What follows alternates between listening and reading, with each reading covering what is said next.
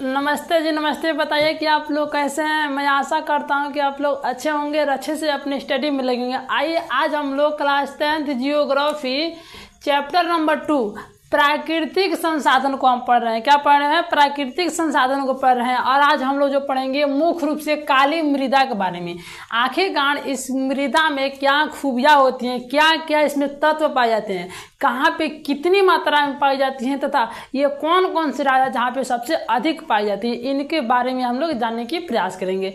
ठीक है, यदि आप मेरे चैनल पर नए तो चैनल को सब्सक्राइब कर लें। देखिए सबसे पहले कि काली मृदा, तो आप लोग इससे नाम से थोड़ा महसूस हो रहा है कि काली मतलब कि ये जो मृदा है ना यह काला होता होगा।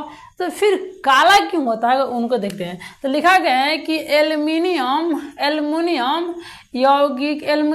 लौह यौगिक के कारण इसका रंग काला होता है। क्या होता है कि एल्युमिनियम तथा लौह यौगिक के कारण क्या होता है, लोहे के यौगिक के कारण जो होता है ना इसका रंग काला होता है। क्या होता है?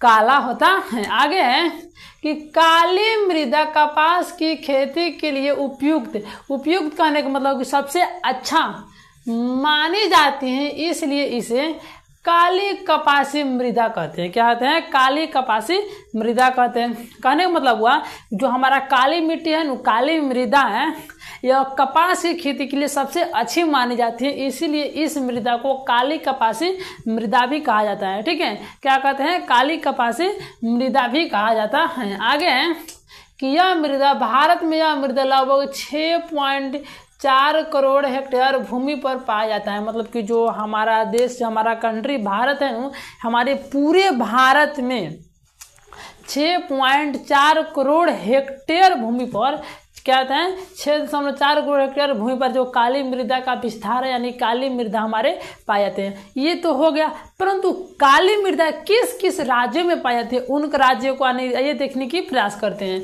लिखा गया है महाराष्ट्र, गुजरात, कर्नाटक, आंध्र प्रदेश तथा तमिलनाडु के राज्यों में इसका विस्तार है। मत कहने का मतलब हुआ कि महाराष्ट्र में, गुजरात में, कर्नाटक में, आंध्र प्रदेश में, तमिलनाडु राज्य में क्या होता है, इस मृदा का विस्तार है। यह मृदा पाई जाती है, अच्छी मात्रा में यह मृदा पाई जाती है। यहाँ तक तो हो गया कि जो हमारा काली मृदा है कहाँ कहाँ पर पाई जाते हैं, तो महाराष्ट्र में पाई जाती हैं, गुजरात में पाई जाती हैं, कर्नाटक में पाई जाती हैं, आंध्र प्रदेश में पाई जाती हैं, साथ ही तमिलनाडु में पाई जाती हैं। ये हो गया। तो एक बात आप लोग देखे होंगे कि कई बार बिहार बोर्ड में पूछा जा चुका है कि जो हमारा काली मृदा है ना इसका दूसरा नाम क्या है। तो देखिए लिखा गया है कि इसका स्थानीय नाम यहाँ पर छूटा हुआ क्या है, यहाँ पर सॉरी ऐसे नाम छूटा हुआ है। स्थानीय नाम या दूसरा नाम रेगुर मृदा है। क्या है? रेगुर मृदा है। देखिए ये जो हमारा प्रश्न है ना एग्जाम के द्वारा इतना बार पूछा जा चुका है ताकि आप इसका अंदाजा नहीं लगा सकते। ठीक है, तो क्या है कि जो हमारा क्या है, कहाँ पे, हाँ यहाँ पे कि जो हमारा इसका स्थानीय नाम या दूसरा नाम रेगुर मृदा। कहने का मतलब है कि जो हमारा काली मृदा है ना इसे रेगुर मृदा का नाम से भी जाना जाता है। ठीक है, आप लोग बताइए कि समझ में आ रहा है कि नहीं। समझ में आ रहा है तो एक दबाइए, और नहीं आ रहा है तो दो दबाइए। जल्दी जल्दी पूरे कमेंट बॉक्स में छाप दीजिए कि समझ में आ रहा है कि नहीं।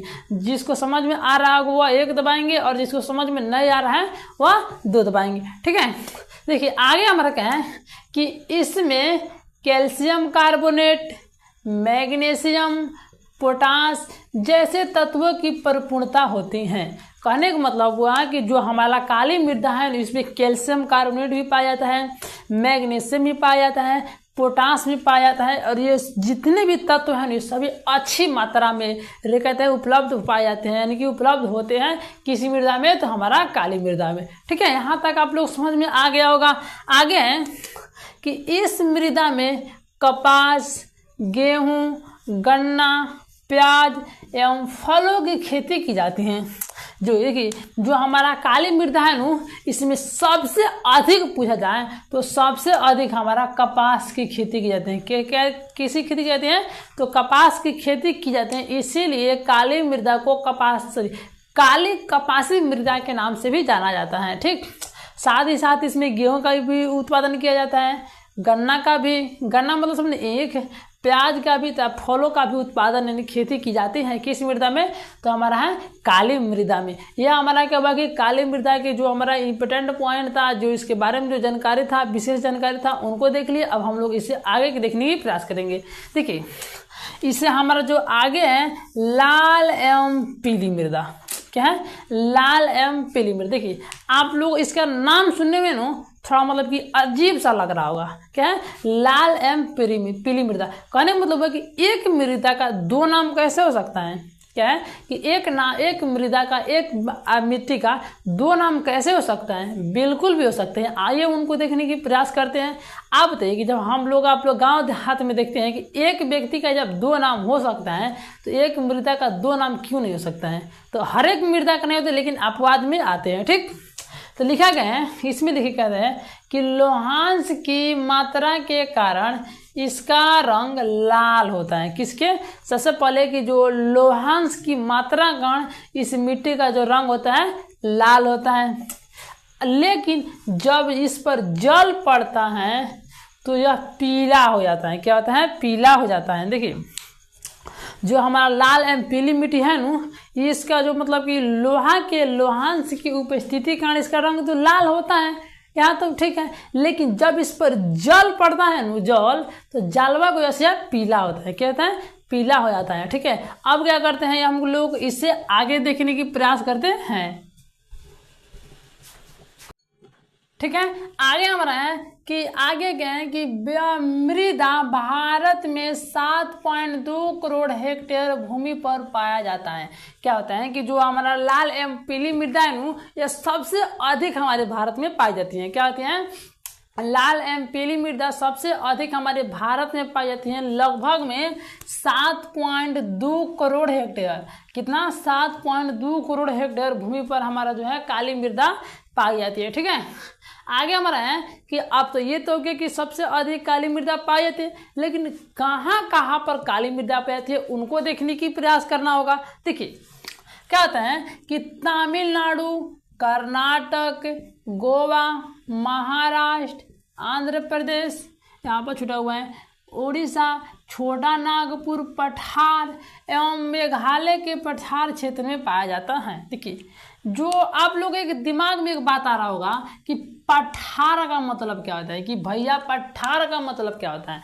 देखिए पठार मतलब क्या होता है कि वैसा जगह, यानी कि वैसा पर्वत जो क्या हो, मर चुका हो, जो कि मृत हो चुका हो। ठीक है, उसका डेथ हो चुका हो, जहाँ से काट करके गिट्टी निकाला था, पत्थर निकाला जाता है, उस क्षेत्र को क्या बोलते हैं, पठार बोलते हैं। वहाँ पर कोई भी फसल उगाने की उतना सुविधा नहीं होती है, मतलब कि वहाँ पर मतलब क्या होता है कि जल की व्यवस्था करके वहाँ पर फसल को उगाया जा सकता है, वैसे क्षेत्र को क्या बोलते हैं, तो पठारी क्षेत्र बोलते हैं। ठीक है, आगे क्या लिखा गया है कि जो हमारा है ना तमिलनाडु में, कर्नाटक में, गोवा में, महाराष्ट्र में, आंध्र प्रदेश में, उड़ीसा में, छोटा नागपुर के पठार में, मेघालय के पठारी जो क्षेत्र आते हैं, उन क्षेत्रों में क्या होता है कि हमारे लाल एवं पीली मृदा के बहुत अच्छा का विस्तार पाया जाता है, यानी कि बहुत अच्छा मात्रा में पाई जाती हैं। ठीक, आगे क्या है, आगे है कि इसमें चावल, ज्वार, बाजरा,